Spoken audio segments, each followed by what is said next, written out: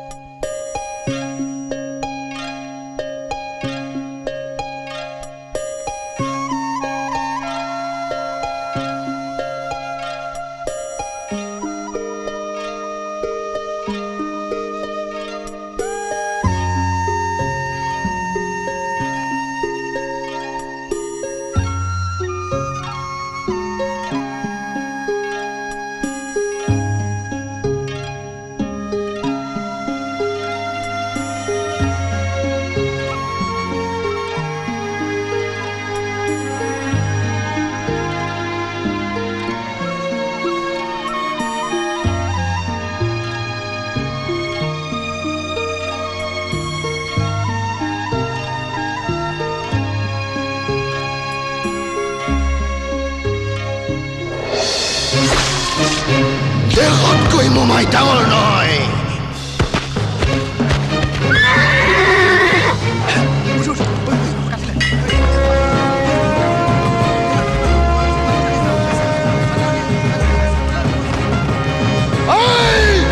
মোক স্বৰ্গদেৱে মোগলৰ হাতৰ পৰা গুৱাহাটী ৰখিবলৈ ইয়াত থৈছে। মই মোগলক গুৱাহাটী সদায় দি গড়গাঁৱত ল'ৰা দেউতালৈ ভোগ কৰিবলৈ যাম।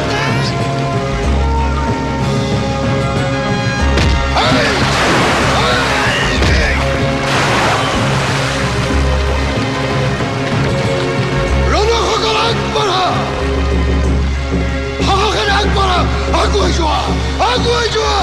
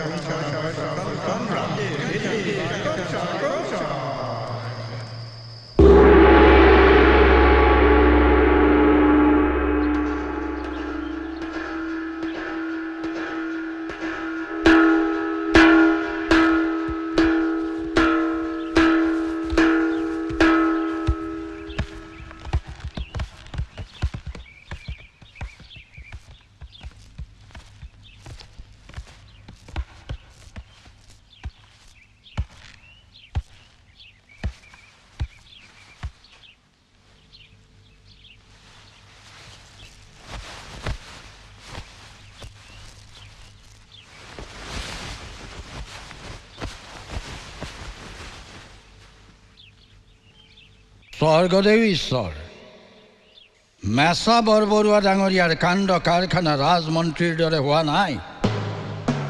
চলাজনা স্বৰ্গদেউ ৰামদাস সিংহৰ ৰাণী আৰু আন দুগৰাকী ৰাণীক বিয়া কৰি প্ৰজাৰ আগত আমাক মুখ দেখুৱাব নোৱাৰা কৰিলে। তাতে বৰবৰুৱা ডাঙৰীয়াৰ জীয়াৰী স্বৰ্গদেউৰ ৰাণী এতেকে মেছা বৰবৰুৱাই স্বৰ্গদেউৰ সন্মানৰ কথা ভাবি চাব লাগিছিল। আমিও বুঢ়াগোহাঁই ডাঙৰীয়াৰ সৈতে একমত। ৰাজবংশৰ নহ'লে কোনো ৰাণীক বিয়া কৰাব নাপায়। বৰবৰুৱা ডাঙৰীয়াই আহোমৰ পৰম্পৰা ভংগ কৰি অতিকে পাপ কাম কৰিছে।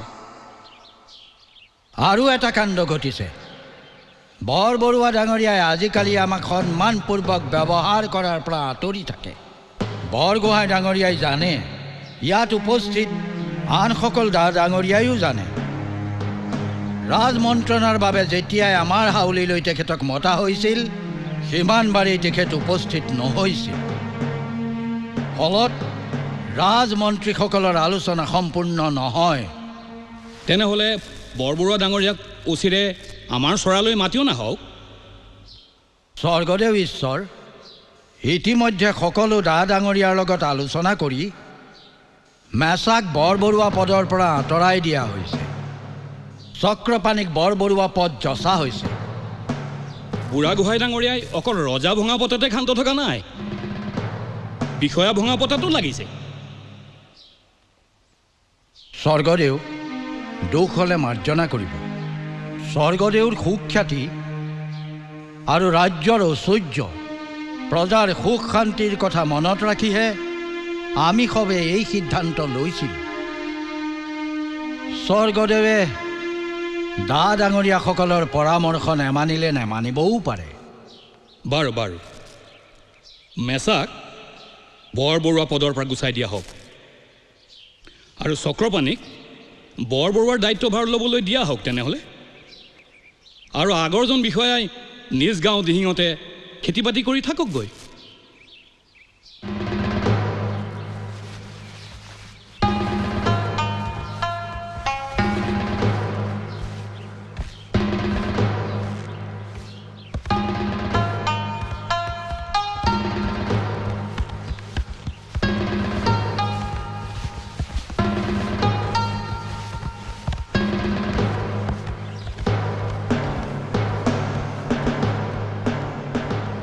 বুঢ়াগোহাঁই ডাঙৰীয়া, স্বৰ্গদেৱে আপোনাৰ ওপৰত বৰ খং দেখুৱালে।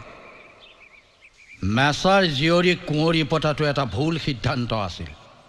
স্বৰ্গদেউক একেবাৰে বশ কৰি পেলালে। হয় ডাঙৰীয়া, এতিয়া মেছাক আমি হবে বৰবৰুৱা পদৰ পৰা গুচাই দিয়াটো স্বৰ্গদেৱে ভাল নাপাবই। ৰাজশহুৰ যেতিয়া কথাটো হওঁতে স্বাভাৱিক। কিন্তু এনেদৰে ৰাজমন্ত্ৰীসকলৰ মাজত দ্বন্দ্বখৰিয়াল হৈ থাকিলে ৰাজ্য চলোৱাটোহে টান কাম হ'ব। মনে মনে থাকক বৰপাত্ৰ ডাঙৰীয়া। এতিয়া এই বয়সত কাৰো পৰা ৰাজনীতিৰ জ্ঞান ল'বলৈ মোৰ নাই। মেছাৰ চৰিত্ৰ দোষৰ কথা স্বৰ্গদেউক কোৱাটো মোৰ কৰ্তব্য। হওঁতে হয়, কম চিন্তা কৰিনো সেই বিপদৰ সময়ত গোবৰক মাৰি পৰ্বতৰ পৰা নমাই আনি ৰাজকুমাৰক স্বৰ্গদেউ পতা হৈছিল নে? বংশৰ নামৰ বাদে স্বৰ্গদেউনো আছিল কি?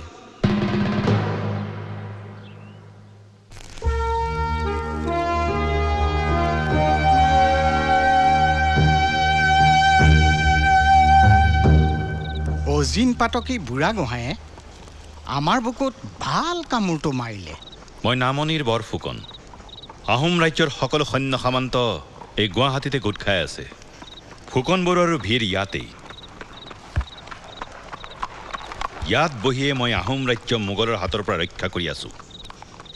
দেখিছেনে, মই ইয়াত দেশ ৰক্ষা কৰি থাকোঁতেই ৰাজমন্ত্ৰী আতন বুঢ়াগোহাঁই ৰাজধানীত উঠি ৰজা বহি ৰজা হ'ল।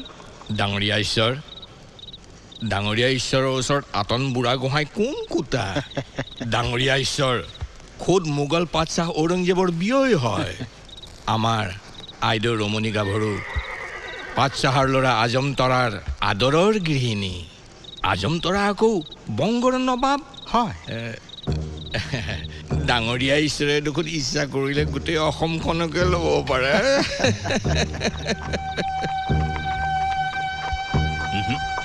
সি 7 খলপীয়া ৰাজসিংহাসনত মই নবহোঁ। বংগৰ নৱাব আজমতৰাই মোক অসমখন দি আছে, মাত্ৰ ল'বহে লাগে। কিন্তু মই নিজেই ৰাজসিংহাসনত বহি প্ৰজাৰ ওচৰত ৰাজদ্ৰোহী কেতিয়াও নহওঁ। কিন্তু চাই থাকক, এই বুঢ়াগোহাঁই নাৰকীক মই সমংখে নিৰ্মূল কৰিম। এই বুঢ়াগোহাঁই বৰপাত্ৰ গোহাঁই ফুকনহঁতৰ হৈছে কি? মোৰ প্ৰধান শত্ৰু, মোৰ উচ্চাকাংক্ষাৰ প্ৰধান হেঙাৰ। এই বুঢ়াগোহাঁইকে তেওঁলোকে ৰজা পাতে। আৰু সেই বুঢ়া, সিটো কম সিয়ান নহয়। স্বৰ্গদেউ চক্ৰধ্বজ সিংহৰ দিনৰে পৰা সি উঠি ৰজা বহি ৰজা হৈছে। মই তাক সোধাই নিদিওঁ। ডাঙৰীয়া ঈশ্বৰৰ ভায়েক দেখোন লাচিত বৰফুকনে নৰিয়াগাৰেই যুদ্ধৰ নাৱত উঠি একেচাতেই মোগলবিলাকক যুদ্ধত পৰাস্ত কৰি খেদি পঠিয়ালে। আৰু সেই লাচিতৰে বৰককায়েক ডাঙৰীয়া ঈশ্বৰৰ ওচৰত এই আতন বুঢ়াগোহাঁই কোন কোটা? বুঢ়াগোহাঁয়ে নিজৰ জীয়েকক বৰ ৰাণী পাতিলে, জোৰ কৰি মোৰ ছোৱালীজনীকো নামত ৰাণী পাতিলে। এই নাৰকীয়ে আপোনাৰ ভায়েক ভাত ধৰাকো ভাঙি গড় গাঁৱৰ কালাঞ্চুক ফুকন পাতিলে। মোকো বৰবৰুৱা ভাঙি দিহিঙীয়া হাজৰিকাৰ পুতেক চক্ৰপাণীক বৰবৰুৱা পাতিলে। এই স্বেচ্ছাচাৰী স্বাৰ্থন্ধ বুঢ়াগোহাঁয়ে স্বৰ্গদেউক হাতৰ পুতলা কৰিলে, নিজে ৰাজ্য চলাই আছে। সি মোৰ ভাইৰ ওপৰতো হাত দিয়ে।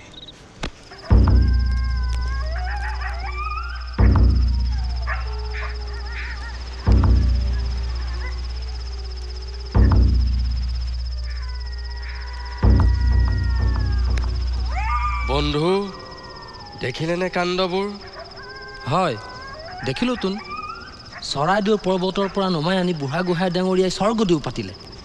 সেই স্বৰ্গদেৱে এতিয়া বুঢ়াগোহাঁইক ৰাজসভাত ককৰ্থনা কৰে। আচলতে বুঢ়াগোহাঁই ডাঙৰীয়াই দুখ।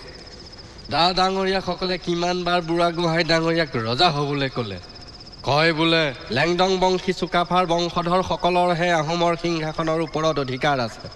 ক'ৰ পৰ্বতৰ পৰা মাতি আনি নজনা নুশুনা ৰাজকোঁৱৰ এজনক স্বৰ্গদেউ পাতিলে।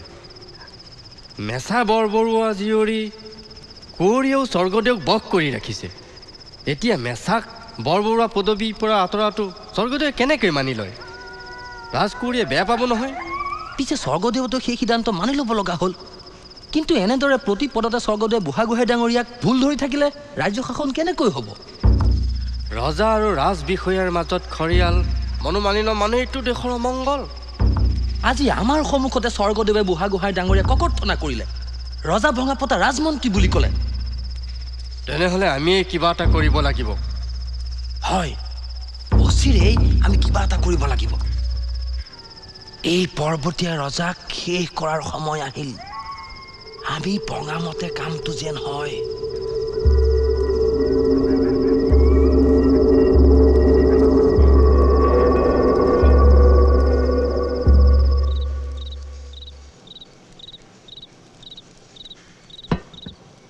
ককাইদেউ,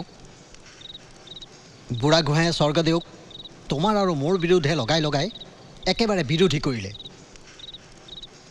মোৰ কপাল, ৰাজশহুৰ হৈও মই বিষয় বাভিন ধোঁৰাসাপ। এই সকলোবোৰ তোমাৰ আখেজতে বুঢ়াগোহাঁই নাৰকীয়ে কৰিছে। তুমি কিবা এটা কৰা। স্বৰ্গদেৱে মেচাক ৰাজধানীলৈ নিবলৈ কটকী পঠাইছে। ই নিশ্চয় বুঢ়াগোহাঁইৰে পাক। মেচা আপোনাৰ শৰণত, গতিকে মেচাক স্বৰ্গদেউ ওচৰলৈ কেনেকৈ পঠাব?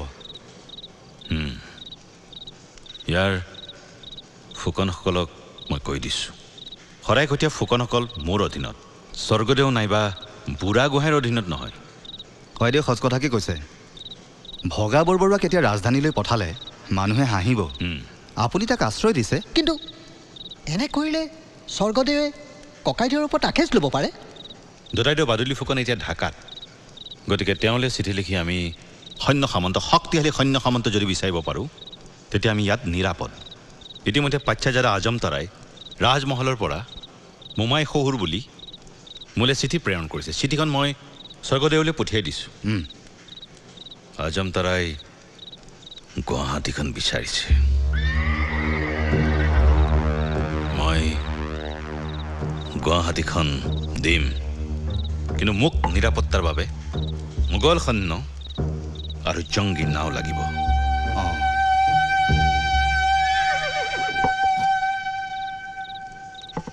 ককাইদেউ, আতনক যদি মানুহে ৰজা পাতিবলৈ বিচাৰিব পাৰে, তেনেহ'লে আপোনাক কিয় ৰজা পাতিব নোৱাৰি? শৰাইঘটীয়া ফুকনসকলে বুঢ়াগোহাঁইক নামানে, ইফালে সেই মেচা ৰামধন আদি ৰংপুৰীয়াসকল আমাৰ সৈতে আছেই দেখোন। স্বৰ্গদেউ আতনৰ হাতৰ পুতলা, গতিকে আজমতৰাৰ এই প্ৰস্তাৱ স্বৰ্গদেউ কেতিয়াও গ্ৰহণ নকৰে। গতিকে মই আজমতৰালৈ কটকী পঠিয়াব লাগিব, চিঠি লিখিব লাগিব। স্বৰ্গদেউ আৰু শৰাইঘটীয়া ফুকনসকলক মই বুজাব লাগিব যে আহোম আৰু মোগলৰ সীমা বিবাদ আৰু বেপাৰ বাণিজ্যৰ বাবেই মই দূত পঠিয়াইছোঁ, কিন্তু গোপনে আজমতৰাক মই 200 মোগল অশ্বাৰোহী সৈন্য আৰু 20খন জংগী নাও বিচাৰি আমাৰ ককাই ভাইৰ মাজতে গোপনে থাকিব। মোক ৰজা পাতিলে গুৱাহাটীখন মই আজমতৰাক দি দিম। বৰ ভাল কথা ককাইদেউ, আপুনি অসমৰ স্বৰ্গদেউ, আমি ৰাজবিষয়া, গুৱাহাটীখন এৰি দিয়ানো কি বেয়া কথা? মই গুৱাহাটী এৰি দিম, মই অসমৰ ৰজা হম। ৰজা স্বৰ্গদেউ।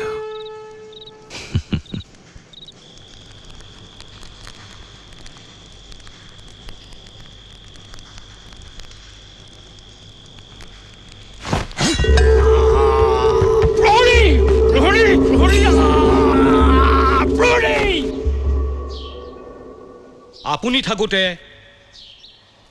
ৰাজকাৰেঙত এয়া কি ধৰণৰ নিৰাপত্তাৰ ব্যৱস্থা হৈছে? স্বৰ্গদেউ ঈশ্বৰ, নিৰাপত্তা ব্যৱস্থাত এই ধৰণৰ খেলি মেলি আগতেও নোহোৱা নহয়। ই নিশ্চয় ৰাজকাৰেঙলৈ অহা যোৱা কৰা লোকৰে কাম, নহ'লে কালি কোন কোঠালিত স্বৰ্গদেউ শুইছিল কেনেকৈ জানিব? আমিতো নিৰাপত্তাৰ খাতিৰতে স্বৰ্গদেউ একে কোঠালিতে শুব নালাগে বুলি আদেশ দি থৈছিলোঁ। চাওদাং বৰুৱাই ইয়াৰ বিষয়ে ব্যাখ্যা কৰক। স্বৰ্গদেউ ঈশ্বৰ, কাৰেঙৰ বৰদুৱাৰৰ দুই কাষে 50জন চাওদাং থাকে, গতিকে ৰাজকাৰেঙত সোমাবলৈ হ'লে দুৱৰীয়া জানিবই লাগিব। যোৱা ৰাতি কেনেকৈ ৰাজকাৰেঙৰ কোঠাত দুৰ্বৃত্ত সোমাল? স্বৰ্গদেউ ঈশ্বৰ, বৰদুৱাৰত চাওদাং প্ৰহৰী আছিলেই, অচিনাকি মানুহ ৰাজকাৰেঙত ৰাতি সোমাব নোৱাৰে। কালি কোনোবা বিষয়া বা কৰ্মচাৰী ৰাজসভা ভগাৰ পাছত ওলাই যোৱা নাছিল নেকি? স্বৰ্গদেউ ঈশ্বৰ, আজি আমি ৰাজকাৰেঙলৈ আহোঁতে বৰদুৱাৰত বৰদুৱৰীক নেদেখিলোঁ দেখোন। বৰদুৱৰী যদু তামুলীৰ বৰ নলে গ'লে লগা। যদু তামুলী মেচা বৰবৰুৱাৰ লিগিৰা। যদু তামুলীয়ে আজি মোক দেখিও নেদেখাৰ ভাও জুৰিছে। স্বৰ্গদেউ ঈশ্বৰ, তেতিয়াহ'লে ভগা বৰবৰুৱা মেচাই স্বৰ্গদেউক মাৰিবলৈ যদু তামুলীক পঠোৱা বুলি ভাবি বৰ থল আছে। বৰদুৱৰীও তাত জড়িত। নিশ্চয় যদু তামুলী দিনৰ ভাগতে আহি ৰাজকাৰেঙত সোমাই লুকাই আছিল। গতিকে যদু তামুলী, বৰদুৱৰী আৰু মেচাক শাস্তি দিব লাগে। ইয়াৰ ব্যৱস্থা কৰা হওক।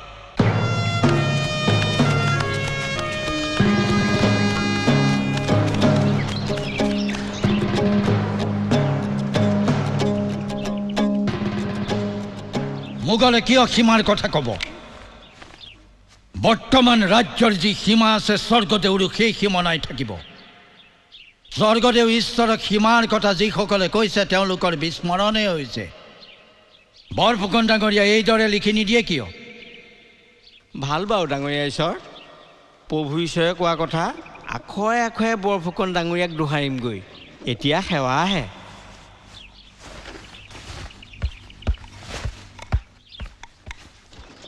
তেনেহ'লে বুঢ়াগোহাঁই ডাঙৰীয়া, স্বৰ্গদেউক আমি সকলোবোৰ কথা জনোৱাই ভাল। আকৌ দেশলৈ দুৰ্যোগ আহেহে লাগে।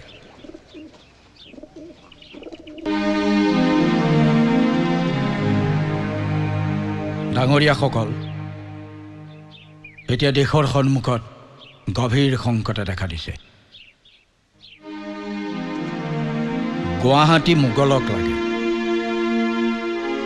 শৰাইঘটীয়া বিষয়াসকলে ৰাজধানীৰ বিষয়াসকলক সন্দেহ কৰা হৈছে। ইফালে বংগৰ নবাব পাটশ্বাহৰ বেটা আজম তৰাই বৰফুকনক মোমা শহুৰ বুলিছে। নিশ্চয় কিবা কথা আছে। বৰফুকনৰ দদায়েক বাদুলি মোগলৰ লগ লাগিছে। গতিকে আমি খুব সাৱধানে আগবাঢ়িব লাগিব।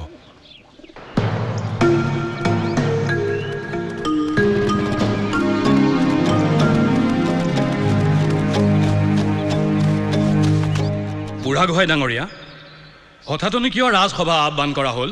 স্বৰ্গদেউ ঈশ্বৰ, বৰফুকন ডাঙৰীয়াই কটকী পঠাই দুখন পত্ৰ দি পঠাইছে। পত্ৰতনো কি কথা আছিল? স্বৰ্গদেউ, মোগলে গুৱাহাটীখন বিচাৰিছে। বোলে আগতে মিৰ্জুমলাৰ দিনত যি সীমা বন্ধা হৈছিল সেইমতে গুৱাহাটী সিহঁতৰ। তদুপৰি পাটশ্বাহ ঔৰংজেবৰ পুত্ৰ আজম তৰা ৰাজমহলত উপস্থিত। কি ক'লে? গুৱাহাটীখন মোগলক লাগে? সিহঁতে শৰাইঘাটৰ যুদ্ধৰ কথা পাহৰি গ'ল নেকি? গুৱাহাটী আমাৰ, আমি কেতিয়াও এৰি নিদিওঁ। স্বৰ্গদেউ, মোগলে আৰু এটা অপমানজনক কাম কৰিছে। সিহঁতে স্বৰ্গদেউলৈ সিয়া কাপোৰ পঠাইছে। স্বৰ্গদেউটো সিহঁতৰ অধীন নহয় যে সিয়া কাপোৰ পঠাব, গতিকে সেইবোৰ ঘূৰাই পঠোৱা হৈছে। ভাল কৰিছে। এতিয়া পিছে কি ব্যৱস্থা লোৱা যায়? দা ডাঙৰীয়াসকলৰ লগত পৰামৰ্শ কৰি গুৱাহাটী আৰু ৰাজধানী গড়গাঁৱৰ মাজত এটা নতুন গড় মৰাৰ কথা বিবেচনা কৰা হৈছে। ব্ৰহ্মপুত্ৰৰ কাষত সৰাগুৰি আৰু গাভৰু পৰ্বতৰ কাষত তুলসীজানৰ কাষে কাষে এই গড় মৰাৰ কথা বিবেচনা কৰা হৈছে, যাতে মোগলে খেদি আহিলেও ৰাজধানী গড়গাঁও পাবহি নোৱাৰে। হক কথা। সেইমতেই গড় মৰা কাম আৰম্ভ কৰা হওক।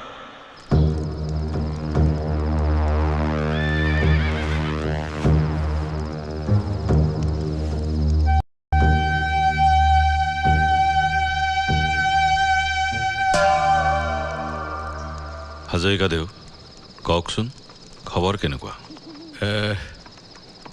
কথা বিষম ডাঙৰীয়া ঈশ্বৰ। বুঢ়াগোহাঁইৰ উচতনিত স্বৰ্গদেউ ঈশ্বৰে আপোনাক ভেটিবৰ কাৰণে সৰাগুৰি আৰু গাভৰু পৰ্বতৰ কাষত থকা তুলসীজানৰ কাষে কাষে গড় মাৰিবলৈ আদেশ দিছে। এইবাৰ আতন বুঢ়াগোহাঁই নাৰকীক মই সদায় নেৰিছোঁ।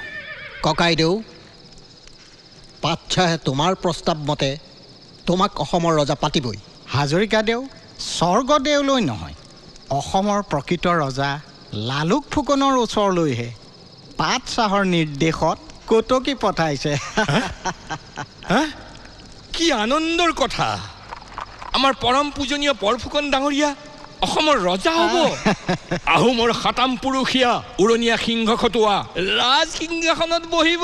আমাৰ কপাল ফুলিল, বুজিছে? আমাৰ কপাল ফুলিল।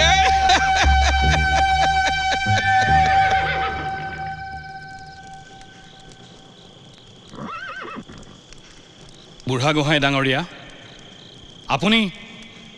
আপুনি নিশ্চিত নে? হয় স্বৰ্গদেউ ঈশ্বৰ। শৰাইঘটীয়া লালুকসোলা বৰফুকনে সৰ্বনাশ কৰিলে। মোগলৰ পৰা 4 লাখ টকালৈ গুৱাহাটীখন এৰি দিলে। কি ক'লে? লালুকে গুৱাহাটী মোগলক এৰি দিলে? বাকী বিষয়াসকল ক'ত মৰিছিল? সিহঁতে আমাক খবৰ নিদিলে কিয়? শৰাইঘটীয়া বিষয়াসকলক লালুকে হাত কৰিছে। তাতে খেদা খোৱা মেচা বৰবৰুৱাই গৈ লালুকক উচতনি দিয়েই আছে। বাকীসকল ফুকনক আমাৰ বিৰুদ্ধে তিলকে তাল কৰি লগাই বিৰোধী কৰি তুলিলে। ভায়েক মৰঙী, পুতেক জগৰা, দিহিঙৰ লাপেট ফুকনৰ পুতেক আলোন, লান মাখৰুৰ পুতেক বদন আৰু মৌপিয়াই লালুককে ৰজা পাতিবলৈ পাঙিছে।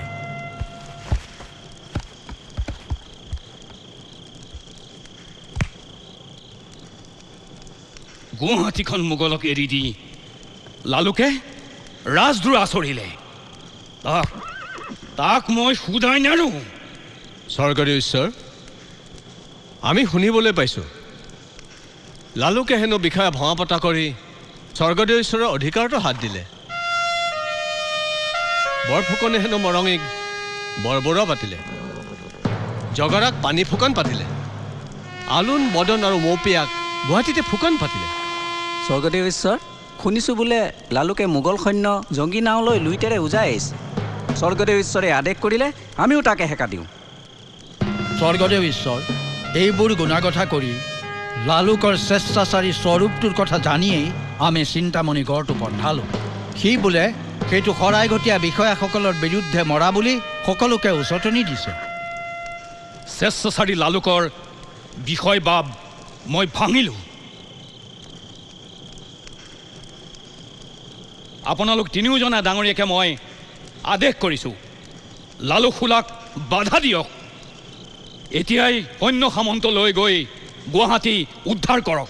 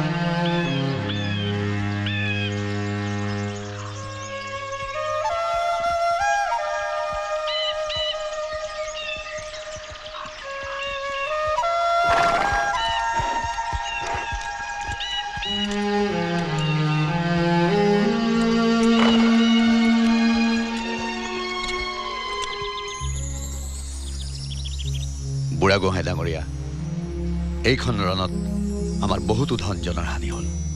গতিকে মই গুৱাহাটী ৰামসিংহক গতাই দি মোগলৰ লগত সন্ধি কৰা পোষকতা কৰোঁ।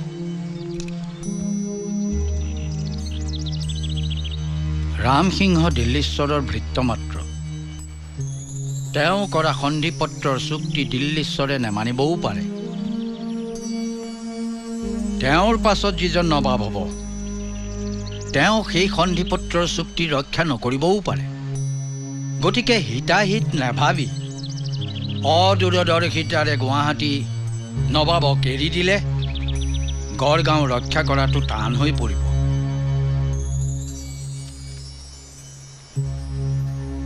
আলবৈ ৰণত মোগলৰ তুৰক ছোৱাৰী সেনাৰ হাতত একেদিনে আমাৰ 10,000 সৈন্য নিহত হ'ল। তেনেস্থলত এইখন এখন বৃহৎ আৰু দীঘলীয়া যুদ্ধ। ইয়াত 10,000 মানুহ নিহত হোৱাটো একো ডাঙৰ ঘটনা নহয়। বাৰীৰ ভিতৰৰ পুখুৰী এটা সিঁচিলেও 2-এজনক শিঙি মাছে পিন্ধে।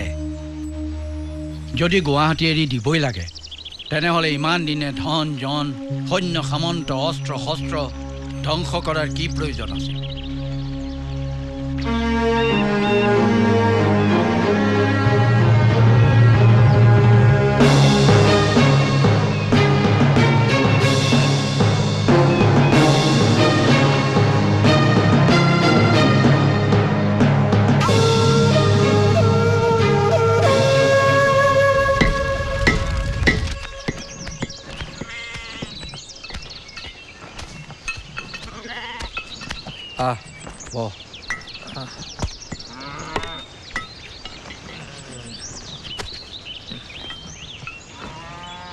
শুনিছনে? গড়গাঁৱত নতুন স্বৰ্গদেউ বহিছে। সেই গুৱাহাটীৰ বুঢ়া ফুকন ডাঙৰীয়া আহিয়ে এইবোৰ কাণ্ড কৰিলেহি। কিবা বোলে আগৰ জনা ৰাজ কাৰ্যকালত কিবা খুট পালে। নহ'লেনো ইমান কম সময়ৰ ভিতৰতে আগৰ জনাক খেদি পঠিয়াব পাৰেনে? কিবা অঘটন ঘটিব যেন লাগিছে। এইবাৰৰ জনা বোলে তেনেই ফুকলীয়া। ৰাজ কাৰ্যৰ গধুৰ দায়িত্ব বুজিব পৰা নহয় এথোন। নকবা, ৰজাৰ কাণত পৰিব লাগিলে নচচা শুলত দিব। হওঁতে এওঁ ঠিকেই কৈছে। মহামন্ত্ৰীসকলে দিহা পৰামৰ্শ দি চলাব চাগে। পিছে যিবোৰ ঘটনা ঘটিব লাগিছে, দেশ আৰু সাধাৰণ প্ৰজা নেবাচিব যেনে লাগিছে। মই হ'লে এইবাৰ ভাবিছোঁ কিবা এটা অঘটন ঘটিব। কুমলীয়া ল'ৰাৰ মতি গতি বিৰূপ হ'লে মহামন্ত্ৰীয়েও চম্ভালিব নোৱাৰিব। এৰা ৰাইজে বা কি যাতনা ভুগিব লাগে এতিয়াই জানিব নহয়তো। গোসাঁই ঈশ্বৰে সকলোকে সুমতি দিয়ক। যোৱা ৯-১০টা বছৰে ৰাইজখনে কম যাতনাত দিন কটাইছেনে? ৰজাৰ ঘৰৰ পৈমাল হ'লে ৰজাৰ ঘৰ গাঁও চুবুৰী কেনেকৈনো শান্তিত থাকিব? হে প্ৰভু দয়াময়, ৰক্ষা কৰা। হয় প্ৰভু, ৰক্ষা কৰা। প্ৰভু ৰক্ষা কৰা। ঐ কেলেহুৱাহঁত, কি কৰিছ তহঁতে ইয়াত? দেউতা ঈশ্বৰ, আমি আবেলি জুমলে খাবলৈ আহিছোঁ আকৌ। হয় দেউতা ঈশ্বৰ। কেলেহুৱাৰ জাত, খাবলৈ আৰু একো নাপালি? হেৰৌ খাৱ যদি ভোজ ভাত খা, ৰাজভোগ খা। আৰু যদি তাকে নাপাওঁ, কোনোবা বিষয়াৰ চোৱা পতনিত সোমাই গেলা বৰা ভাত খা, গোন্ধোৱা হাঁহৰ মাংস খা। নাই, খাবলৈ আহিছে জোৰমলয়া। নগলিনি ইয়াৰ পৰা। ইহঁত কেলেহুৱাহঁতে বতাহ খাবলৈ আহিছে। ইহঁতে আচলতে স্বৰ্গদেউ আৰু ডাঙৰীয়াৰ বিপক্ষে ৰটনা ৰটিবলৈহে আহিছে। গোটেই সোপাকে ধৰি লৈ যাওঁ নেকি চুচৰাই? নচচা হুলত দিওঁগে। আমি নিৰপৰাধী, আমাক ক্ষমা কৰে দেউতা ঈশ্বৰ, আমি নিৰপৰাধী। এই তহঁতৰ ল'ৰা ছোৱালী মুখলৈ চালে আমাৰ পেট ভৰিব নেকি? পেট ভৰিব নেকি? এই জীয়াই থকাৰ হেঁপাহ আছে যদি ৰূপ ভিকা কি আছে দে দে বুলি কৈছে নহয়, সোনকালে দে। জোৰমলয়া খাবলৈ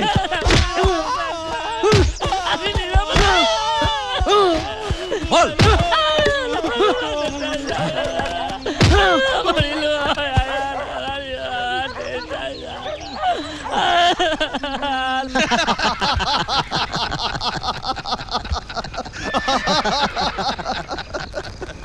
দেখিলে হাজৰিকা, অসমত মই এতিয়া উঠি ৰজা বহি ৰজা। হয়, আপুনি আকৌ মোক পাখি লগা সিংহৰ হাত খলপীয়া সিংহাসনতহে বহিবলৈ কয়। ডাঙৰীয়া ঈশ্বৰৰ যুদ্ধৰ জ্ঞানৰ গভীৰতা আমি মুৰুখে কেনেকৈ বুজিম? পিছে যুদ্ধত ডাঙৰীয়া ঈশ্বৰৰ কালান্তক যমৰ মূৰ্তি আমি নিজ চকুৰে দেখিলোঁ। কাল ধুমুহাৰ দৰে কলিয়াবৰৰ পৰা আহি গড়গাঁও অধিকাৰ কৰিলে। আমিতো তভক মাৰিলোঁ। বুঢ়া গোহাঁইক সবংশে মাৰিলে।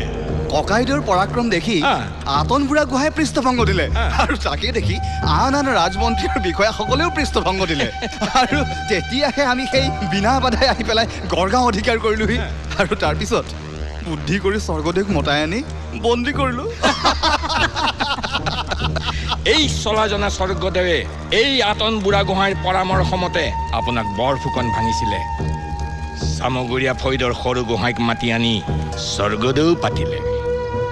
স্বৰ্গদেউ চুলিক ফাৰ আজ্ঞামতে চলা জনা স্বৰ্গদেউক বিষ খুৱাই মাৰিলে।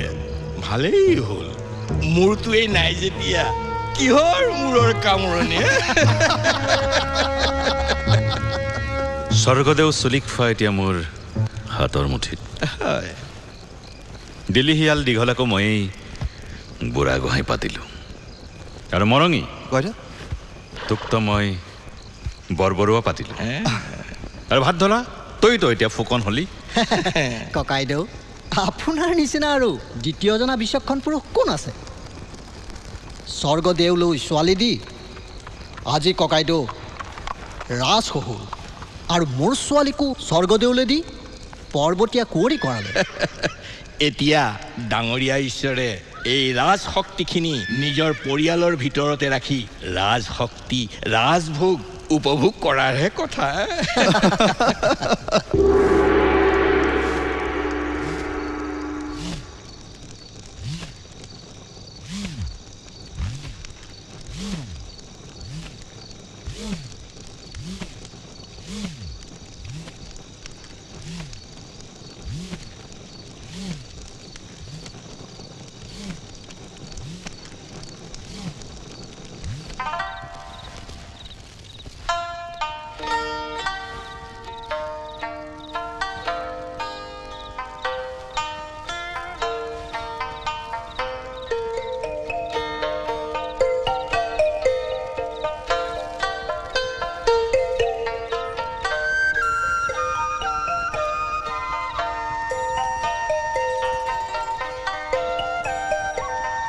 এফালে নাবালক স্বৰ্গদেউ ৰাজ সিংহাসনত, সিফালে কাৰেঙত নাবালিকা দুই পাত মাদৈ। ক্ষমতাৰ লোভে লালু খোলাহঁতৰ দৰে ৰাজ বিষয়াক ইমান অন্ধ কৰি তুলিব পাৰেনে?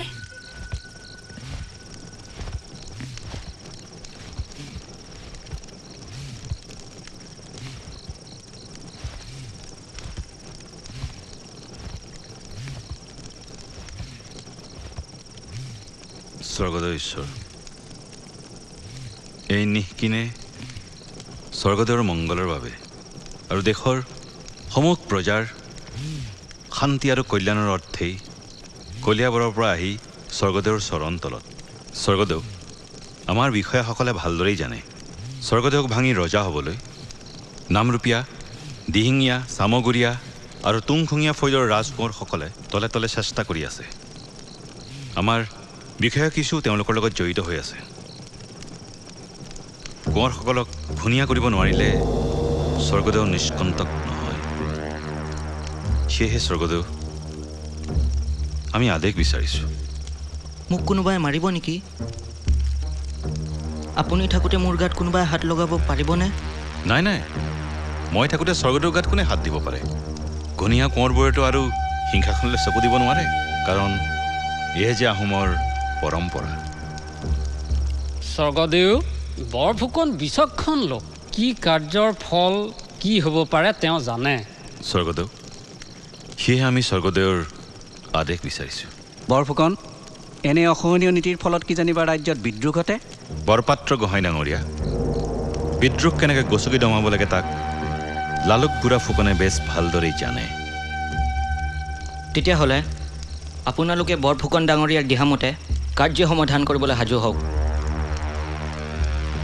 আপোনালোক এতিয়া যাব পাৰে।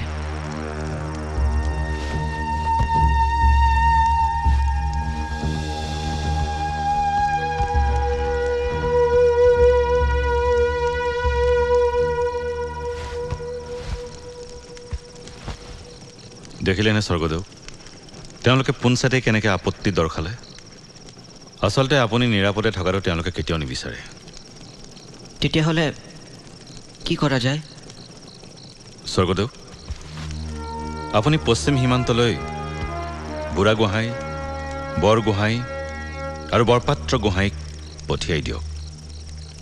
মোগলে আমাক আক্ৰমণ কৰিব পাৰে বুলি কৈ বিষয়াসকলক পঠোৱাৰ ব্যৱস্থা কৰক।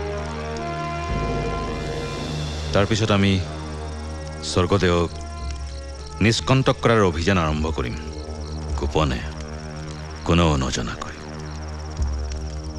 তেতিয়াহ'লে মই আদেশ দিছোঁ, তিনিওজনা মন্ত্ৰী কলিয়াবৰলৈ যাওক আজিয়েই, তুৰন্তে।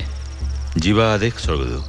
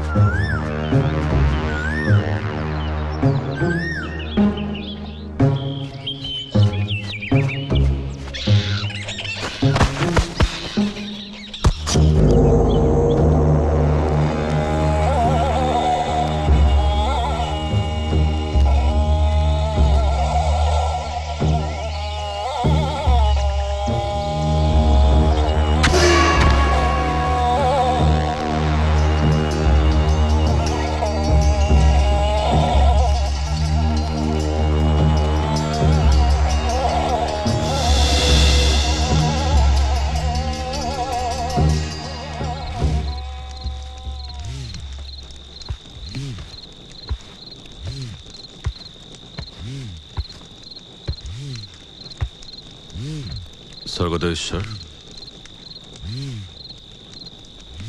স্বৰ্গদেৱ ঈশ্বৰ, উজনি নামনিৰ প্ৰায় আটাইবোৰ কোঁৱৰে অংগ ঘূণীয়া কৰা হ'ল, দুই এজনৰ প্ৰাণো নাশ কৰা হ'ল। ক'ৰবাত যদি কোনোবা থাকি গৈছে সেয়া মাত্ৰ আঙুলিৰ মূৰত লিখিব পাৰি। কিন্তু স্বৰ্গদেৱ তুংখুঙীয়া ফৈদৰ লাঙি গদাপানী এতিয়াও ঘূণীয়া হোৱা নাই।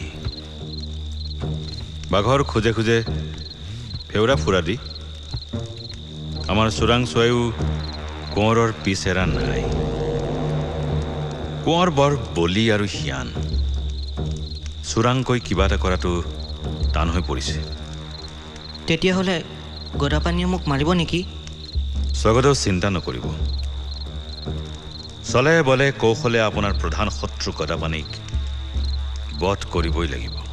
আৰু দৰকাৰ পৰিলে স্বৰ্গদেৱৰ মংগল আৰু দেশৰ সুৰক্ষাৰ বাবে গদাপানীক কেঁচাই খাইটি গোসানীৰ নামত বলি দিব লাগিব। মোৰ এইবোৰ বুজিব নোৱাৰা কথা। বুঢ়া ফুকন ডাঙৰীয়া, আপুনিয়ে মোৰ ভৰসা।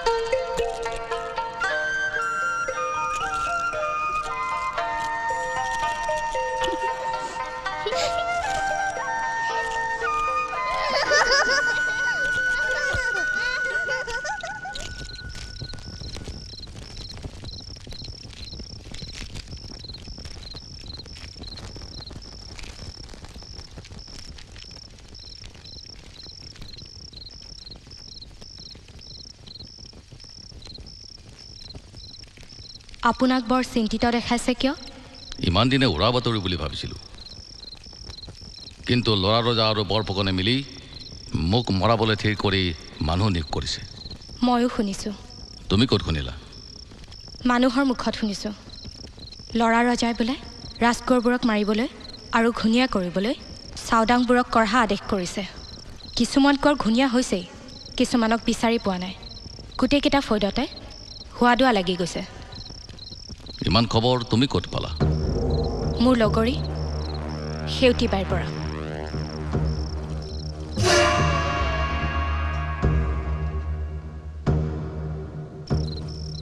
আৰু কি শুনিছা? সেউতী বায়ে ক'লে ৰাজমন্ত্ৰী বুঢ়া ফুকনৰ মন্ত্ৰণাতে এইবোৰ হৈছে। ৰজাঘৰীয়া কথা এনেকৈ বাহিৰত সদৰি হোৱাটো বিপদৰ সংকেত। তাৰ মানে ৰাজ কাৰেঙৰ ভিতৰত সজাত বিষয়া নাই।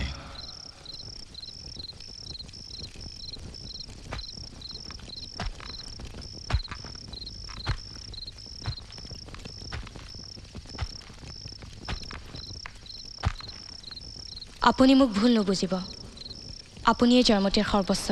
গুপ্তঘাতকৰ আক্ৰমণৰ পৰা নিজ বাহুবলেৰে আপুনি বাচি অহাৰ কথাও মই জানো, যদিও আপুনি মোক কোৱা নাই।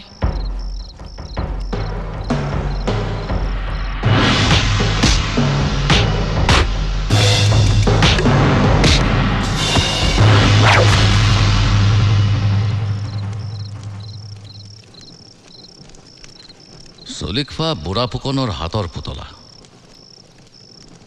আচলতে ৰজা লালুখোলা বৰফুকনে। আপুনি ইয়াৰ পৰা পলাই যাওক। আপোনাৰ বাহুবলৰ কথা কোনে নাজানে, কিন্তু জয়মতীৰ আচলৰ গাঁঠিৰখন আপোনাৰ অপঘাত মৃত্যু গুপ্তঘাতকৰ হাতত ঘটিব নোৱাৰে। এতিয়া এইবোৰ কথা ভাবি মিছাতে বিতত নহ'ব জয়মতী। তুমি এনেখন কৰিলে লাই লেচাই ভয় কৰিব। দুই পুত্ৰক এতিয়া সাহসী বীৰ বনোৱাটোহে আমাৰ প্ৰথম আৰু প্ৰধান কৰ্তব্য। দেশে যদি নাবাচে পুত্ৰহঁতক থাপিম ক'ত? বংশহৰদেউ,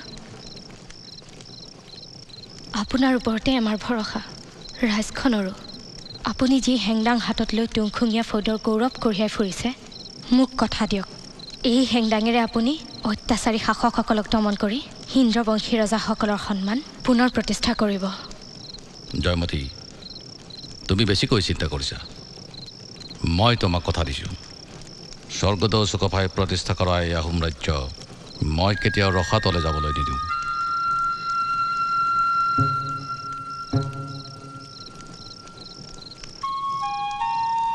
ভঙহৰদেউ, আপুনি এতিয়াই পলাই যাওক। তোমালোকক অকলে এৰি মোক পলাই যাবলৈ কোৱা? মই কাপুৰুষ নহয়, মই অকলে 1000টা কাঠি খাস্তাং কৰিব পাৰোঁ। আপুনি নাথাকিলে দেশখন কোনে বচাব? মোৰে শপত, আপুনি এতিয়াই পলাই যাওক। ঘৰলৈ সোনকালে ঘূৰি নাহিব। তুমি তোমাৰ শপত দি মোক সংকটত পেলালা জয়মতী। এফালে স্ত্ৰী পুত্ৰক ৰক্ষা কৰাৰ কৰ্তব্য আৰু আনফালে দেশ মাতৃ।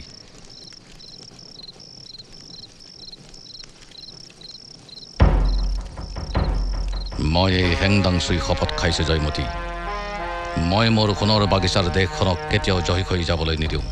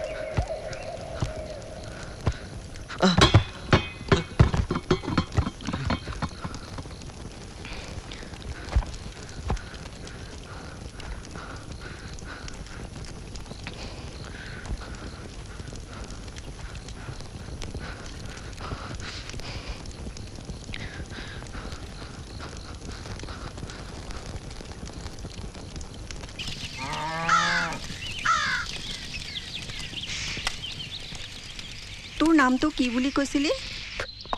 মোক সকলোৱে গছপুৰীয়া বুলি কয়। এই দুটা দেখিছনে? মোৰেই ল'ৰা। গোটেই দিনটো মাছ মাৰি এতিয়া ঘৰ সোমাইছেহি। কি কৰিম, মাছ সলাই ধান চাউল গোটাওঁ। বাপেকটোহে কানিয়া হ'ল। গোটেই দিনটো কানি ভাং খাই খাই খেকাৰ খোৱাটো শেষ হ'ল। আই মৰতি, আই তোৰ হোৱাই নাইনে? হ'লে পয়েৰৰ বদনাম গাবলৈ নেৰিলি। একে পাঁচৰতে মাৰৰ ঘৰ পোৱামগৈ, চিনি পোৱা নাই মোক। হৈছে হৈছে, এতিয়া অচিনাকি মানুহৰ আগত তোৰ চিনাকিটো দিব নালাগে, মনে মনে থাক।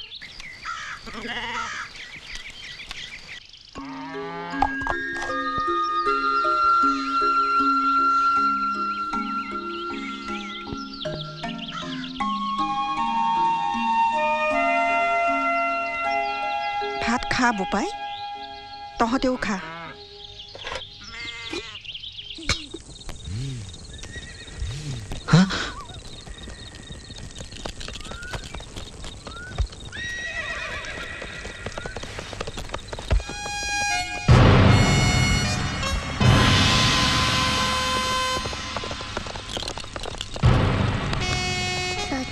ভয় করেনে?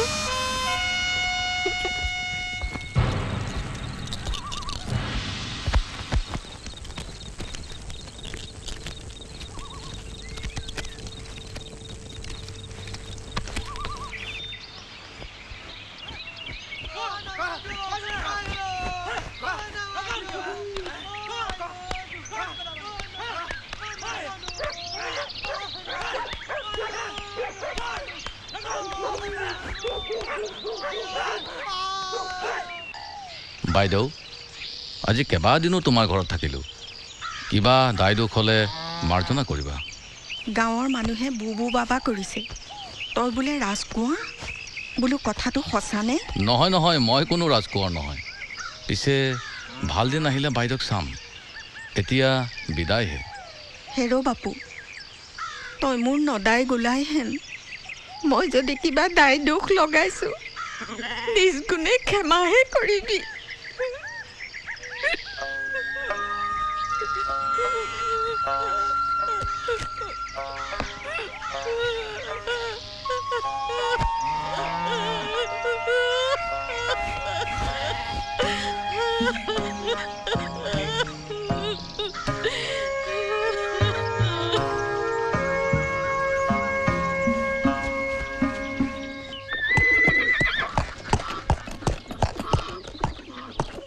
এই কোন ক'ত আছ মাত দেহি তহঁত সেইপিনে যা তহঁত সেইপিনে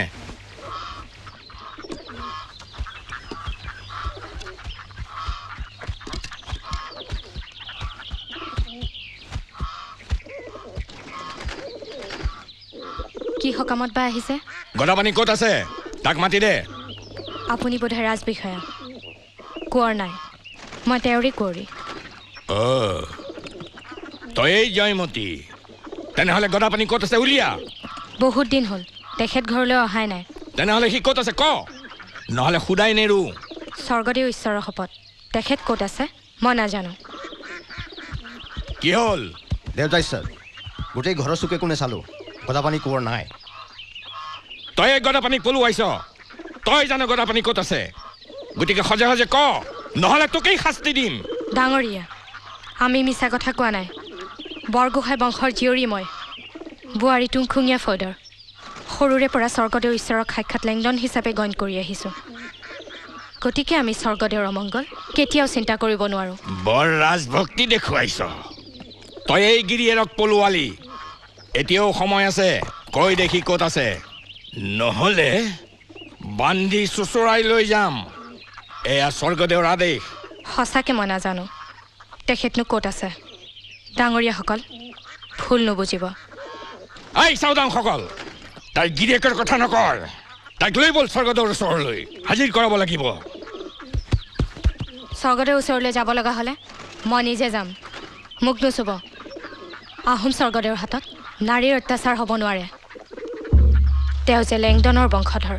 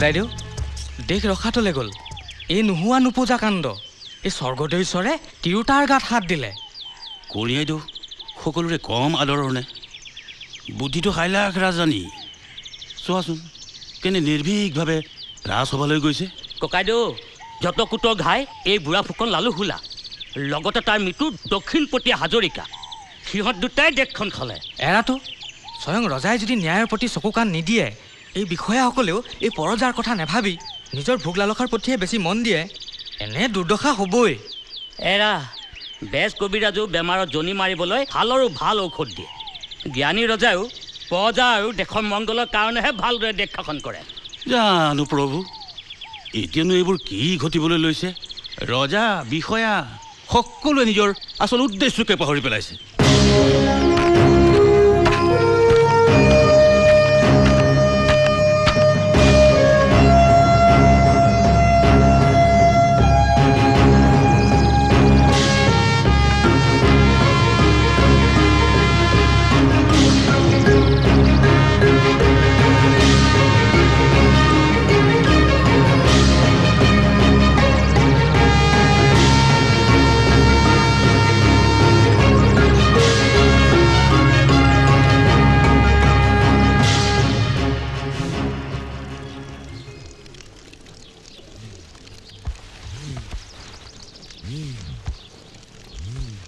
স্বৰ্গদেউ ঈশ্বৰ গদাপানী কোঁৱৰক ঘৰত পোৱা নগ'ল গতিকে তেওঁৰ কুঁৱৰীকে ইয়ালৈ লৈ অনা হৈছে। জানো এইবোৰ কি হৈছে আপুনিহে জানে। চাওদাং বৰুৱা, জয়মতী কুঁৱৰীক স্বৰ্গদেউৰ সন্মুখলৈ ইয়ালৈ লৈ অনা হওক।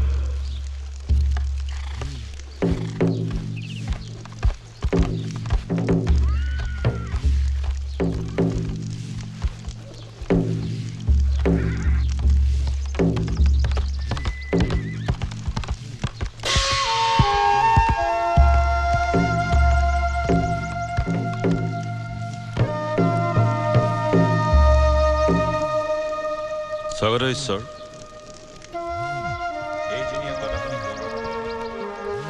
ডাঙৰীয়া আপুনি সোধক কি সোধে। গদাপানী ক'ত আছে কুঁৱৰীয়ে স্বৰ্গদেউক জনাব লাগে। স্বৰ্গদেউ ঈশ্বৰ, স্বৰ্গদেউৰ আদেশ নমনাটো ঘোৰ ৰাজদ্ৰোহ। গতিকে কোঁৱৰ ক'ত আছে কুঁৱৰীয়ে কৈ দিব লাগে। স্বৰ্গদেউ ঈশ্বৰ, গুপ্তঘাতকৰ হাতত ইতিমধ্যে বহুত কৰ প্ৰাণে নাশ হৈছে, বহুতৰ অংগক্ষত হৈছে। এনে অৱস্থাত তুংখুঙীয়া কোঁৱৰ দেশৰ পৰা আঁতৰি থকাটো দেশ আৰু প্ৰজাৰ মংগলৰ কাৰণে উচিত বুলি বিবেচনা কৰা হৈছে। দেশ নাথাকিলে প্ৰজা নেবাচে, যোগ্য শাসক নহ'লে দেশো নাবাচে। জয়মতীয়ে তেওঁৰ বংশদেউৰ বাতৰি নিদিয়ে। স্বৰ্গদেউ ঈশ্বৰ,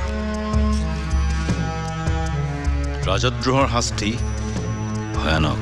স্বৰ্গদেউ ঈশ্বৰ, স্বৰ্গদেউ ঈশ্বৰে নিজ গুণে শত্ৰু মিত্ৰ বিচাৰ কৰি দোষীক শাস্তি দিয়াৰ ব্যৱস্থা কৰিব পাৰে। কাৰোবাৰ নিজ মনোবৃত্তিৰ বাবে যদি স্বৰ্গদেউ ঈশ্বৰে নিজা বিবেকৰ ওচৰত হাৰ মানে, মুংডুং চুংখামলৈ অশান্তিৰ বাঁহ মাৰলি বব, লেংডন বংশৰ সঁচ মৰিব। স্বৰ্গদেউ প্ৰেমভাৱে প্ৰজাৰ মাজত ঐক্যভাৱ অটুট ৰাখক, এয়াই আমাৰ কামনা।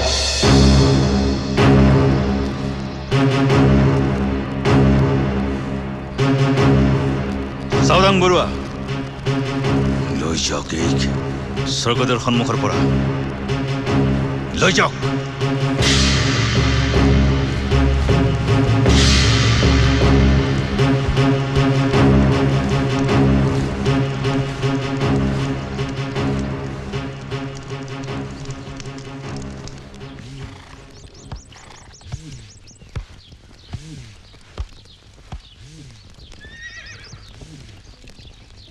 স্বৰ্গদেউ ঈশ্বৰ,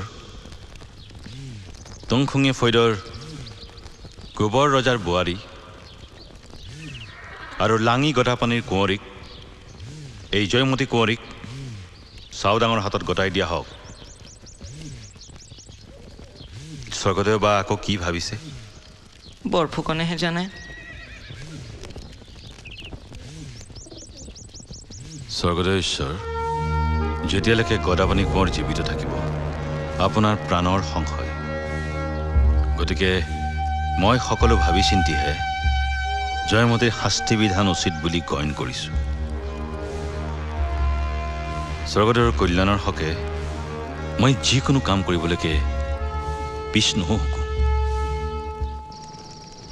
বোপা চুলিফা, মুংডুন চুনখামৰ তুমি স্বৰ্গদেউ হ'লেও তুমি মোৰ পেটৰ পোৱালি।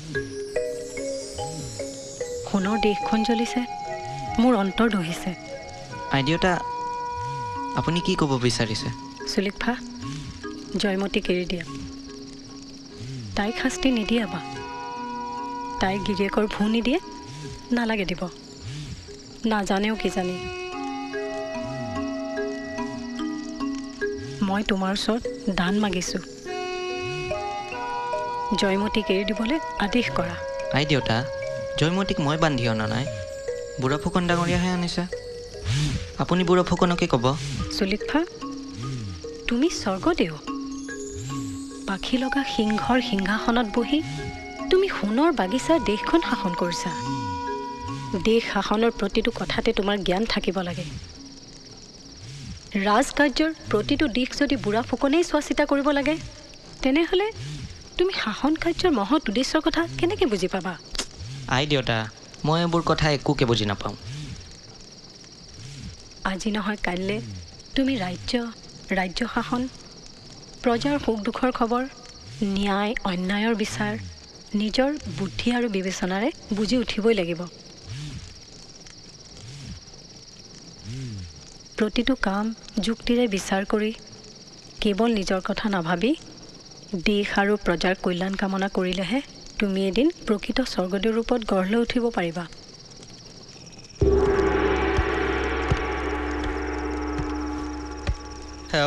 সেৱাহে ৰাজমাও দেউতা।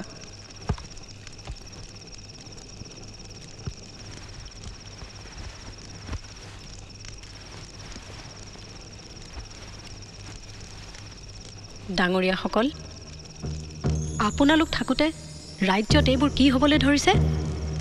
ৰাজমাও দেউতা, আমি কিছুদিনৰ কাৰণে ৰাজধানীৰ বাহিৰত আছিলোঁ। আমাৰ অজ্ঞাতে বুঢ়া ফুকনে দক্ষিণপটীয়া হাজৰিকাক লৈ জয়মতীক ৰাজসভাত আনি বিচাৰ কৰোৱালে। কোনোদিনে নোহোৱা নোপোজা কথা। মোৰ ল'ৰা চুলিকফাই একো বুজি নাপায়। সি লালু খোলা বুঢ়া ফুকনৰ হাতৰ পুতলা। 14 বছৰীয়া এজন কোঁৱৰে ৰাজ্য আৰু ৰাজত্ব কি বুজে? তাৰ নামত বুঢ়া ফুকনে এনেবোৰ অন্যায় কাৰ্য কৰি আছে। ৰাজমাও দেউতা, আদেশ কৰক, আমি কি কৰা উচিত? দেশৰ শাসনভাৰ যিকোনো লোকৰ হাতত নগতাই অভিজ্ঞ আৰু উপযোগী লোকৰ ওপৰতহে সঁপিব লাগে। চুলিকফা একেবাৰে অনভিজ্ঞ। বুঢ়া ফুকনে কি অভিপ্ৰায়েৰে ৰাজকাৰ্যত মাত্ৰাধিক ক্ষমতা প্ৰয়োগ কৰিছে সেই বিষয়ে ভালদৰে বুজি লৈ আপোনালোকেই কিবা এটা কৰক। প্ৰজা যদি বিদ্ৰোহী হৈ উঠে ৰজা কেইদিন থাকিব? ৰাজ্য ৰসাতলে যাব।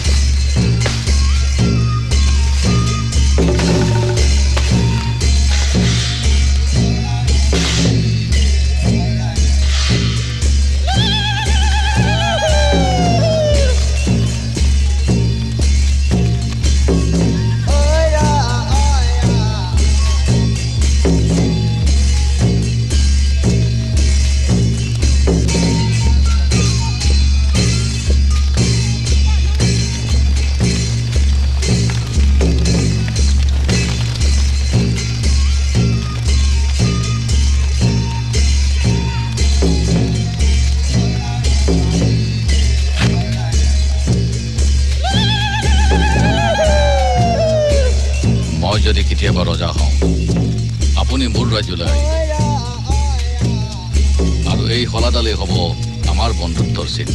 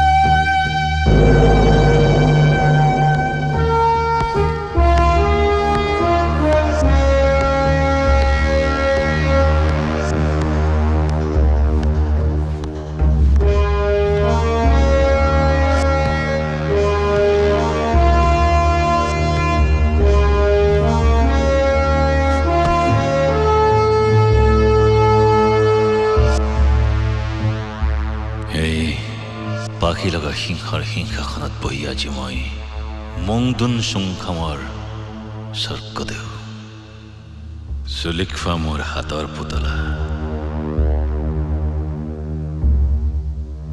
যোৱা 7 বছৰে ৰাজফৈদবিলাকৰ মাজত সিংহাসনৰ উত্তৰাধিকাৰী লৈ মনোমালিন্য ৰাজবিষয়াসকলৰ ক্ষমতালৈ হেতা পৰা এই ৰাজকোঁৱৰবিলাকৰ কঠীয়া মাৰি সবংশে নাশ কৰিব লাগিব ল'ৰা ৰজা চুলিখোৱা থাকে মানে মই ৰজা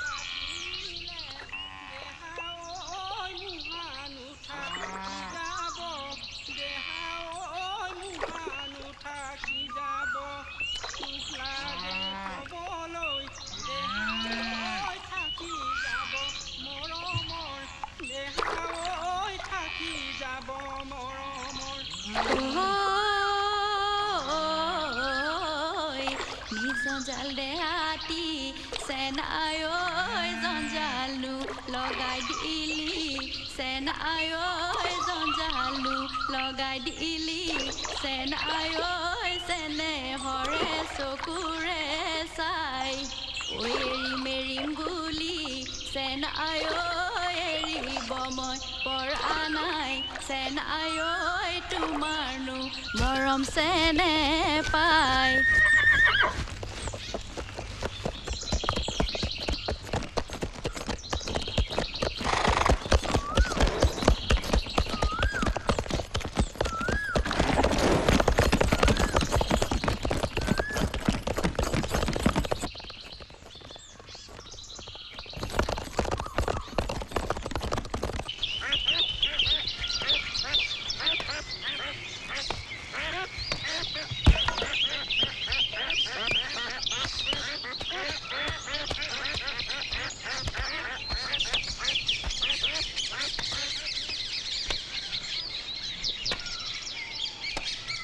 খাবলৈ পানী এটোপা দিবানে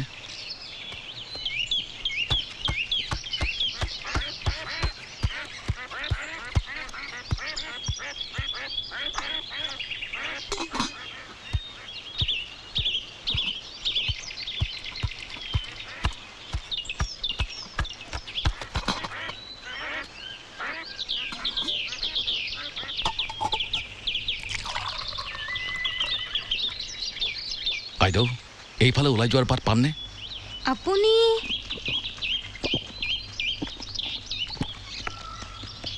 আপুনি এই বাৰীৰ পিছফালে ওলাই যাওক নদীখন পাব তাতে নাও এখন বান্ধি থোৱা আছে আইদেউ তোমাক কি বুলি শুনিছিলিম মোৰ নাম সোণামতী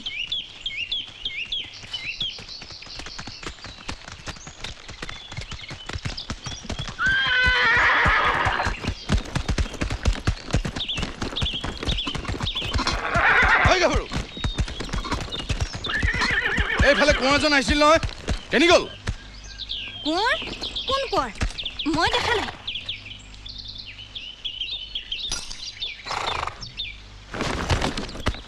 তেতিয়াহ'লে পানী কাক খুৱাইছিলি হা দেখা নাই হা তই ক'ত লুকালি ক'ত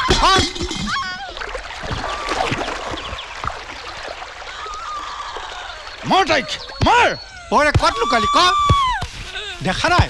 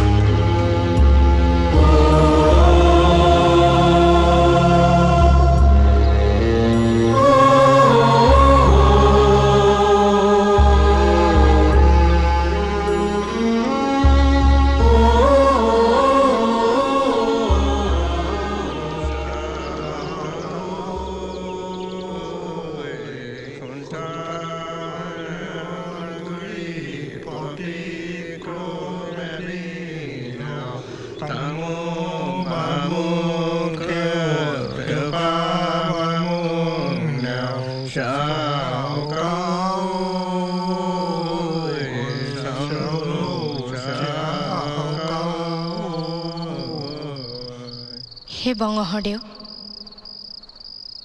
মোৰ অন্তৰৰ 101টি ফুলেৰে গঠা এই মালাৰে আপোনাক স্বামী বৰণ কৰিলোঁ। এই হেংদাঙেৰে নিজৰ দেশ, নিজৰ পুত্ৰ পৰিয়াল আৰু নিজৰ ঐশ্বৰ্য আদি ৰক্ষা কৰিবলৈ সমৰ্থ হওক। এই হেংদাং গ্ৰহণ কৰি মই শপত খাইছোঁ, ইয়াৰ শক্তিৰে মই দুষ্টক দমন আৰু শিষ্টক পালন কৰি ৰাজ্য আৰু ধৰ্ম ৰক্ষা কৰিম।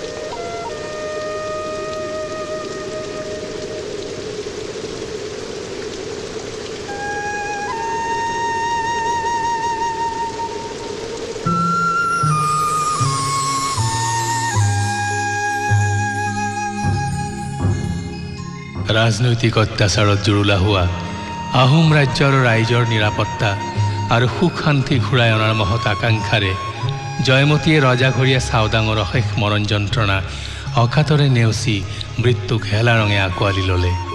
জয়মতীৰ প্ৰাণ উচৰ্গা অবাস্তৱ কিংবদন্তী অথবা সাধুকথা নহয়। জয়মতীৰ মুখৰ পৰা গদাপানীৰ সম্পৰ্কে ঘূণাক্ষৰে ইংগিত পোৱা হ'লে অসম বুৰঞ্জীৰ গতিয়েই সলনি হৈ গ'লহেঁতেন। জয়মতীৰ ৰাজনৈতিক দূৰদৃষ্টি আৰু ত্যাগে 17 শতিকাৰ আহোম ৰাজ্যৰ অশান্ত ৰাজনৈতিক অৱস্থালৈ এক সুদূৰ প্ৰসাৰী পৰিৱৰ্তন আনিবলৈ সক্ষম হয়।